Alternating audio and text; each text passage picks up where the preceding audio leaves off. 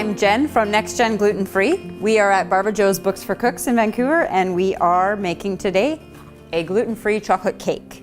Nice, moist, dark chocolate cake. So let's get started. For making chocolate cake, there's a few things you need. You need our flour, which is NextJen Gluten-Free. There is coconut in there, there is sprouted buckwheat in there, brown rice, millet, lots of good things. We have a nice, beautiful brown sugar. Dark brown, smells a little bit like molasses. I would say go out of your way for this. The cocoa, choose the darkest, richest cocoa you can find.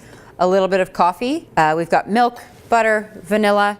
Use the nicest vanilla you have. We have a little bit of salt going in here just to kind of boost the flavor of the cocoa. Eggs, again, more sugar in this recipe. We have our flour and baking powder. So to begin for our chocolate cake recipe, what I am going to start with is heating up and melting my cocoa with some sugar, the milk, and the coffee. And if you like to substitute almond milk or flax milk for that, then go for it. Over low heat, I'm whisking this.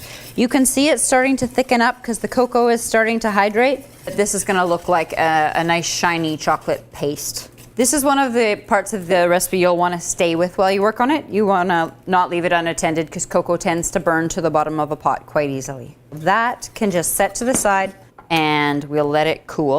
Step 2, we are going to take our butter into the food processor. The salt goes in, the vanilla, in it goes.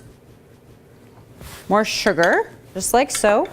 So the butter was room temperature when it went in here, and that helps to break it down. If your butter is cold, just wait. I am going to let this mix for a little bit. And then I'm going to be adding the eggs next. Just going to crack all of the eggs and then add them to my mix. There we go.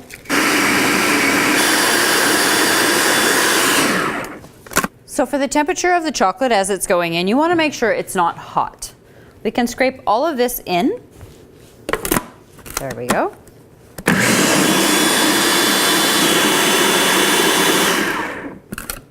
There we go. The final ingredients for our recipe are going to be flour, so that's our NextJen Gluten-Free baking blend, and baking powder. So I'm just going to tip this in. There we go. So we have our cake molds, and you can do this in a cupcake or a larger cake mold. We're not filling these cake molds full, about just under half actually.